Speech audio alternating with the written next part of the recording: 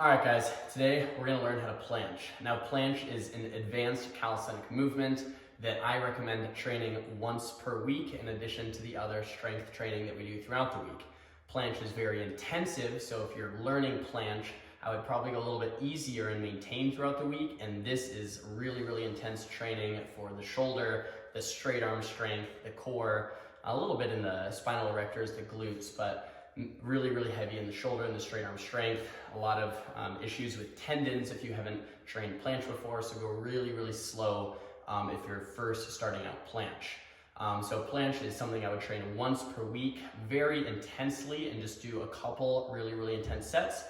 So lower frequency, higher intensity, like the rest of the program. And for planche, there are lots of ways that you can get started, and you have to choose the way that is going to meet your current level. So we have a tuck planche, an advanced tuck planche, and you can do this on the ground, the parallel bars, or the rings, a split planche, and a full planche. So just to show you real quick, one of the first planche variations that you could do would be to push the ground away, lean forward, and tuck the feet or the knees really close to the pecs or the chest. So you bring the knees up, and you lean forward and press the ground away. Now, with planche, there is a balance component or a skill component, and then a strength component of the movement. Okay, so there is just straight up skill, like have you learned this or haven't you? And then do you have the strength required to perform the movement? So that right there is going to be that first initial introduction to planche.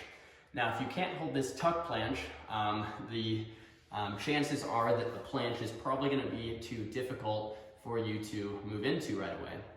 So we'd probably want to work on straight arm strength, doing either a ring support hold, just working on more weighted dips, parallel bar support holds, working on the tricep strength, the straight arm strength. When you have enough strength to be able to do a support hold for 10 or 15 seconds and your weighted dips are getting a bit stronger, or you can hold a handstand for 10 or 15 seconds, now might be the time to move to something like this. So I would, if you're just getting started and you can hold this for 8 to 15 seconds, I would say great. We're gonna do 3 sets. I would really recommend warming up those wrists we talk about before any pushing movement. So do the wrist warm up beforehand, really get those wrists ready to go. Now the fingertips can be facing directly forward like this. However, it's going to create a lot of pressure on the wrist, and a lot of us are going to have to angle the thumb so the thumb is pointing forward, or there's just a slight angle in the fingertips like that. So when we're leaning forward, it's looking like this. Now, the pocket of the elbow should be facing each other or slightly forward, not back like this, all right? So when we're pressing for the planche, we have the elbow pocket forward, or maybe a little bit towards each other. Forward is how I like to do it. And then the shoulder should be protracted, right? So we're almost rounding that upper spine like a Halloween cat, like that, so that the shoulders are pushed forward, right? So the opposite of like a bench press, we're gonna use the pec and retract the shoulder's gonna be pressed forward, and we're gonna press the ground away. So if you can hold the tuck planche for 8 to 15 seconds, I'd recommend doing 3 to 4 sets of this once per week until you can more comfortably increase those hold times, maybe from 7 to 8 seconds to 9 to 10 to 12 to 15. And once you can do that, that's awesome. If you do have the handstand skill unlocked, I would recommend eccentric. So that would be coming up into a handstand and then slowly, boom, slowly controlling that way down. Now, if you can do a handstand, these eccentrics are going to be incredible. The load that you can produce is actually going to be a little bit more than the isometric. So your body's going to adapt. Those rear delts are going to adapt. Straight arm strength is going to adapt so much quicker. It's actually one of the things that helped me a lot. So if you can do a handstand, I would highly recommend this. And if you can have access to a resistance band, I'm not going to show this here today, but you can put the resistance band under the waist, and the resistance band you can tie up to a ring or a straight bar or a high bar, and you can actually do a planche with the resistance band assistance. Now, I did not learn this way. I know a lot of people have learned this way, but it's not necessarily recommended, it's not necessary rather. So with these parallel bars, it's gonna be the same thing. I'm showing the flat ground variation. Parallel bars is very similar, guys. We're just gonna be grabbing the bar.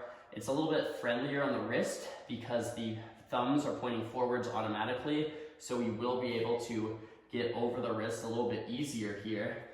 So just like this, we're squeezing the bar really, really, really tight. If you need to, you can angle them outward to make it even easier on the wrist, but straight forward here, boom, right? So that's that tuck planche that we're talking about. Now, once that tuck planche is getting easy for 8 to 15 second holds, where those negatives for a couple reps are getting easy, you're controlling them, it is time to move on to an advanced tuck. With an advanced tuck, instead of bringing the knees straight to the chest, straight to the abdomen, we're actually gonna push the knees back just a little bit. And then with an advanced tuck, you can make it a little advanced or super advanced the more you press the legs backwards, okay? So we're gonna press the ground away, advanced, we're slowly pressing the knees back, back, back, back, back, back, back. You see that? The more the knees go back, away from the chest, the more pressure is going to be in the shoulder, and the more that planche is going to be difficult to hold. So what we can also do is like a calisthenic drop set, where we start with the knees back, and then as we're about to drop, we slowly bring the knees in, and I'll show you what that might look like. All right, we're going to start with an advanced tuck here, and then as I fail, we'll bring it in and then drop. Okay, lighting the shoulders up, lighting the arms up. That straight arm strength, once again, needs to be developed, or else it's going to be very difficult. But as we begin developing that strength, the capacity to hold that is made better and better, and those wrists are going to be more and more apt to be able to handle the pressure required to planche. Now, if you can hold that advanced tuck for 8 to 15 seconds, you can hold that normal tuck planche for 8 to 15 seconds.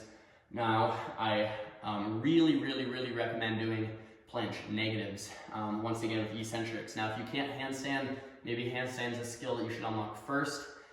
There is a balance component of planche as well, so it definitely comes in handy. But one of the cues that's really helped me is pressing the head forward and kind of leaning with my head. So as long as I'm leaning with my head and I'm not thinking of pressing my feet back as much, I'm trying to push my head forward as far as possible, the rest kind of figures itself out.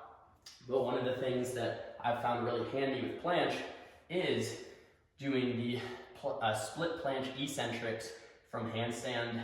So we're going to be coming up, remembering all those cues,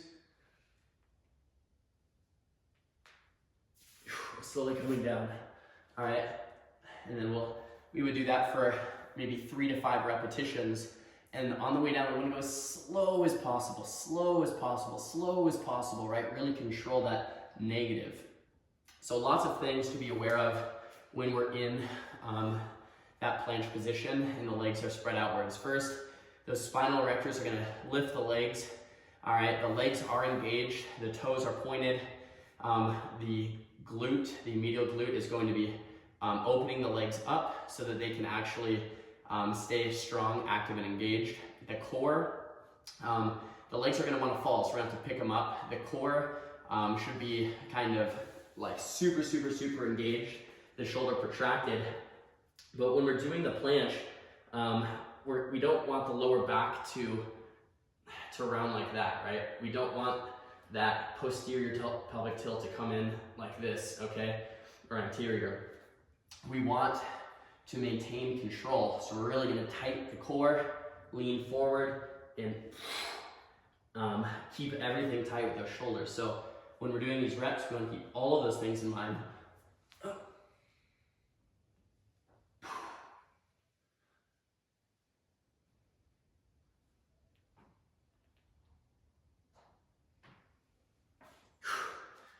All right, and when the reps are going slower and slower and slower, and you can hold that end range, that is what we're looking for, right?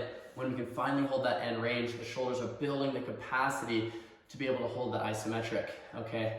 So you can do this same thing with an advanced tuck, a straddle planche, a normal tuck, whatever it is, but these negatives are so helpful. If you can't do the negatives, you can continue the isometric training, a couple sets of 8 to 15 second reps, and slowly advance once per week. And if you want a little bit more assistance, then using that resistance band tied to a high bar or a ring, and put the resistance band under the waist for either the eccentric, so the ones where you're coming down the negative, or the isometric holds, the ones where you're just holding, squeezing. All right. And then once again, all of this can be done as well with the parallel bars, if that's the type of planche training that you're looking at gaining. And a question might be like, well, which one do I do? It's specific to what your goals are. If you want to train on parallel bars, you're going to get better on the parallel bars. If you want to train flat ground, you're going to get better on the flat ground. They both definitely work. I actually trained parallel bars first, and then slowly but surely worked my way to ground, flat ground. And it was a very difficult transition. And that third option, of course, is training with the rings as well, right? So training planche on rings, and I haven't personally done much ring planche training. It's very difficult, but that's another option. And then here, once again, guys, it's all that same stuff. We're getting the shoulders forward, we're leaning with the head, we're bringing the legs in, tight core.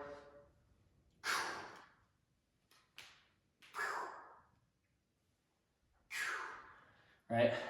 Doing those holds. One of the most common problems with planche is that if you're just starting off, you're going to get elbow pain, maybe shoulder pain. It's very advanced, right? So in terms of holds under 5 seconds, I wouldn't recommend doing max holds, maybe more than once every month or 2 months, couple months. Focus on the volume work. Focus on the holds that are higher, 8 to 15 seconds.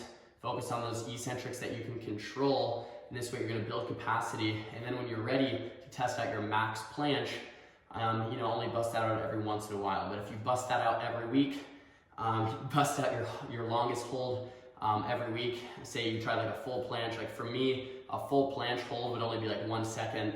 And full planche, I guess I failed to mention, is when the feet are straight back in a straight line. So if I do full planche, I can only hold for about 1 second. And if I do that consistently, I would probably get injured. So I'd want to work up to that slowly. But guys, that's how you learn to planche. I train these on an off day, usually Saturday. And if I am training an advanced calisthenic movement like planche, I'll take the rest of the week a little bit lighter so that I can go a bit heavier on this skill training day that's going to be very intensive.